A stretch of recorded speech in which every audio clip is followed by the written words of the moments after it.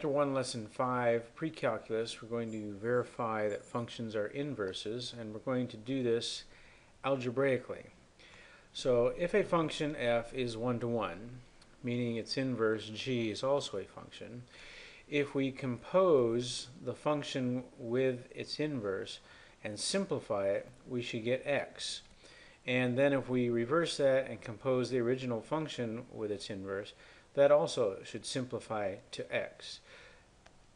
So composing the functions with its inverse and vice versa will simplify to x. So to verify if a function and its inverse are 1-to-1, we compose g with f, simplify it, see what we get, and we compose g of x with its f of x, and we should simplify it and get x. So for instance, if we have the f function is x cubed plus 1, if we have f of x, which is x cubed plus 1, and its inverse is the cube root of x minus 1, and we compose them together, then we should get simplified to x. So we take the g function and put it in for x, so we have the cube root of x minus 1 cubed plus 1. If we cube this function, that takes away the cube radical, which gives us x minus 1 plus 1, which is x. So when we compose g with f, we simplify it and it comes to x.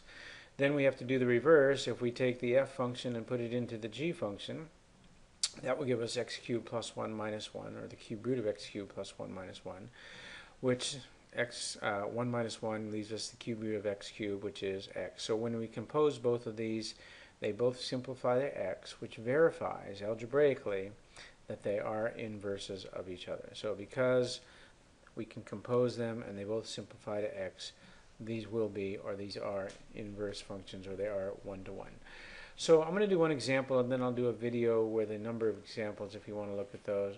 Now, some of the algebra gets kind of weird, but it's good practice algebra. And what I'm going to be looking at, it's the work that verifies that they're functions, that it simplifies to x.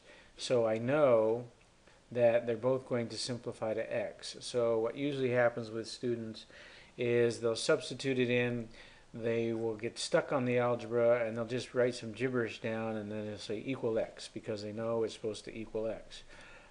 So what I'll have to be looking at is your algebra, so don't do that. If you have trouble, then work it out, get some help if you need, and it's a good practice in your algebra skills. So let's do this one, which is kind of difficult, but you'll see what I mean, hopefully. So to confirm that these are inverses, we're going to substitute the g function into the f function. So wherever I see an x, I'm going to put this entire function. So I have x, so I'm going to put the g function 2x plus 3 over x minus 1, and then I have plus 3.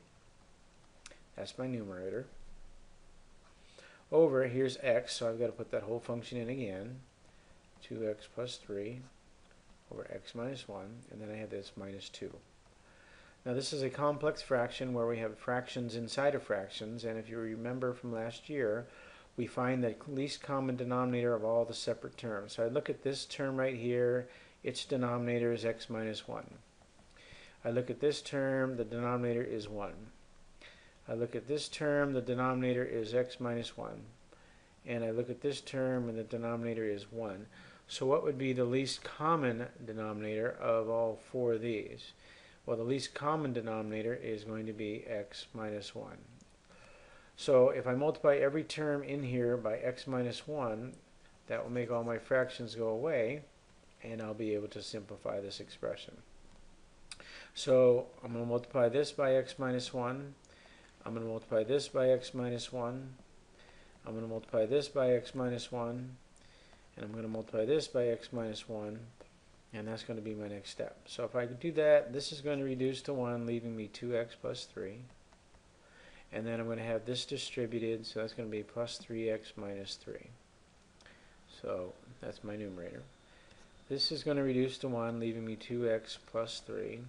And then distribute this, that's going to be negative 2x, and then plus 2. Alright? So then we can go ahead and simplify this.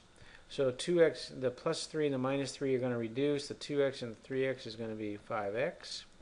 Here the 2x minus 2x is 0, leaving me 3 plus 2, which is 5. And now these, because it's multiplication, these reduce, leaving me just x. So when I substitute the g function into the f function and reduce it, I do, and I am able to simplify it to x. So that's the first step. Now I have to do the same thing, only I have to put the f function in the g function. And if that also reduces to x, then these are inverses for sure. So let's do that. So now we're going to put the f function into the g function and see if we can reduce that to x as well. So everywhere I see this x here, I'm going to put in the f function. So this is going to be 2 times x plus 3 over x minus 2. That's plus 3. And then I have an x here, so I'm going to substitute that in again. X plus 3 over x minus 2 minus 1. Then I'm going to need to distribute to get rid of this parentheses. So this is a fraction times a fraction. So numerator times numerator, 2x plus 6.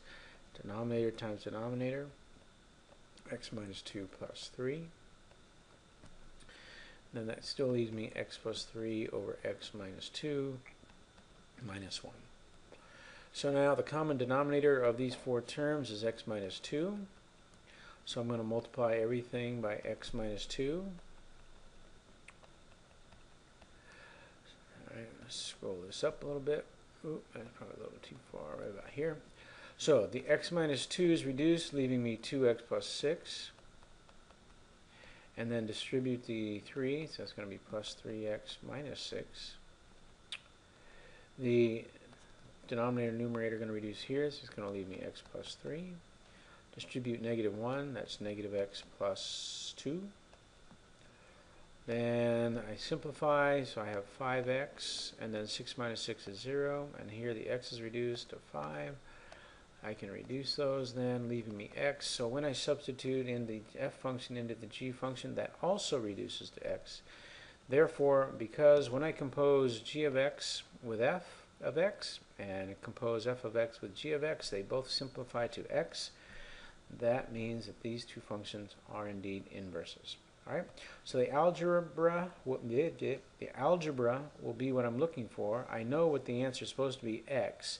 So what I'm looking for is your work in here. So if you just kind of substitute this in and do some gibberish here and then just write x because you know that's what it's supposed to be and say, ta-da, I did it, that's not going to work. I need to make sure you know how to do the algebra. So make sure you show all your work, because without your work is your answer. So without showing that, then I really have nothing to go on. So compose g with f and f with g to confirm that functions are inverses. All right, Nick, get over here.